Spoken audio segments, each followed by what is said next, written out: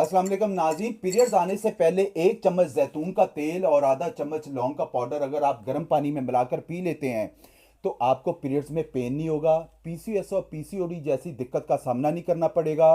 Periods खुलकर आएंगे और अच्छे से आएंगे। और ब्लड में किसी किस्म के क्लॉट आते हैं वो भी अल्लाह पाक के फजलो करम से ख़त्म हो जाएंगे।